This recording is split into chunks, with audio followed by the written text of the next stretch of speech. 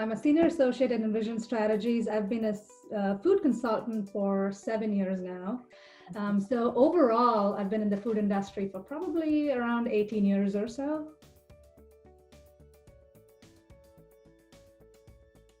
If it's life, I think I probably would point to my grandfather. And he was a very strict man, so I came to know about these stories much later. But I think the drive that I feel like I've seen in my side of the family, including me, is mostly from my grandfather. I remember them saying a story. I think when he was younger, he wanted to join the army, but his parents, my great-grandparents, were farmers.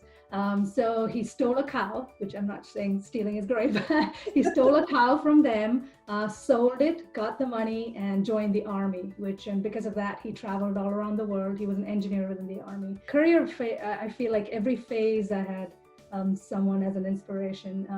Right now, I think my inspiration would be a lot of the women that I work with, either peers or colleagues, generally because I'm still figuring out the whole life balance between career and being a wife or a mom.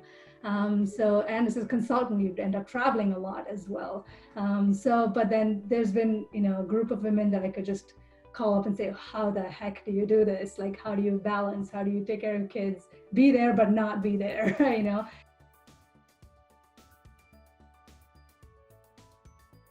One of my favorite projects is we did a master planning at Butler University, which is in Indianapolis, Indiana. This was in 2017. This was a great project because the client was new himself. And obviously this is the first time we're on that campus as well, but just working with him, collaborating with him to see where they were, what they could be based on where the university's vision and how he wanted to make dining as a focus in the whole student life experience. Fast forward, they got a new provider, and we were just calculating their ROI the other day. Between FY17 and FY20, the ROI was a 247% increase in their revenues, which was huge.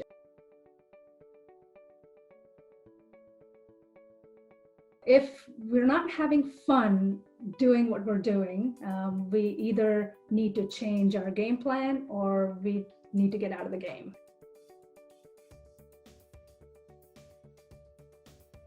When I started out as a consultant I was very nervous because I thought I had to know everything. That's why they hire you. So one of the things that I learned from an early, as a young consultant as well, was like, you don't have to know everything, but there's a network of people who can help you. So it's okay to tell the client, you know what, I don't know, but let me get back to you, and make sure you get back to them.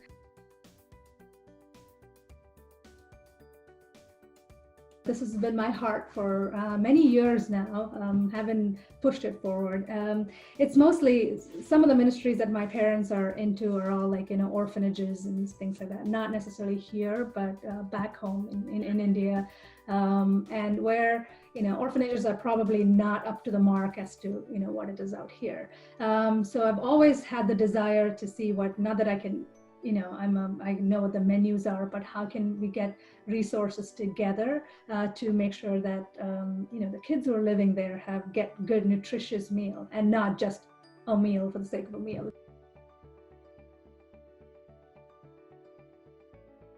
My favorite food is Ethiopian. I really enjoy the flavors. I mean, it's quite close to Indian for that matter, but I do enjoy Ethiopian food a lot.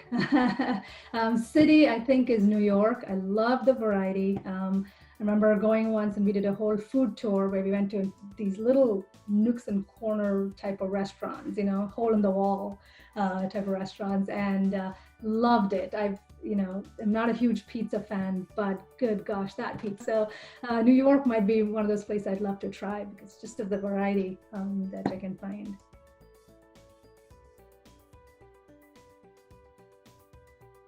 There are two people I follow on social media who are, very inspirational as well. One is Max Lamagna. He is actually in London, and he is chef who talks a lot about not wasting food and how you can use every aspect of food and things. So I follow him a lot. The other one is a South Indian guy as well. His name is Eben. I follow him on social media. Again, he's traveled all around the world and he's very good at street food. So he travels and eats those street food. And also now that there was COVID, he was at home. So how he was trying to cook, get his mom to cook, in clay pots and things like that they used to do. Many, their generation used to do, that type of thing. So just watching that is, just want to go home.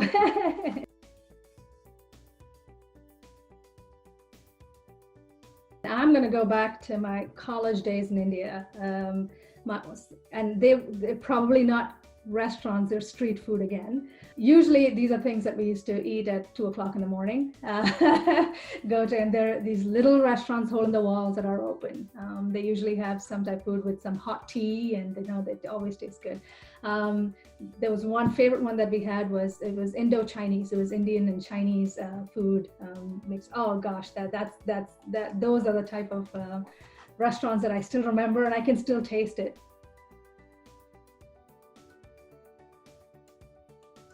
One of my favorite restaurants here is called The Commissary.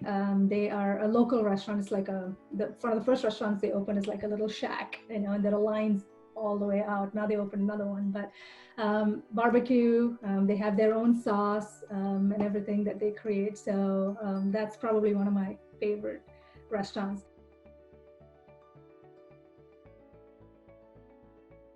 In the Middle East, when the Gulf War was going on, although the Gulf War was going on in Kuwait, Bahrain, Kuwait, we were all together, close by. I still remember how scary it was. The skies were I still remember it was all black because the oil wells were burning, a few miles away. It was all black, the smoke. I still remember going to school and they'll sound the siren a couple of times a day. We all had to hide under the desks. And I remember taping up all the windows so that, because of the supersonic jets, whatever, so, the windows, the glass doesn't break. Being there, at that time was really scary, but it gave me a different perspective. Nothing happened, but just giving me a whole different perspective of like, wow, I cannot imagine what it is to be in a war-torn country. So that is something probably I've not told people, but it has helped me be stronger and see a more bigger perspective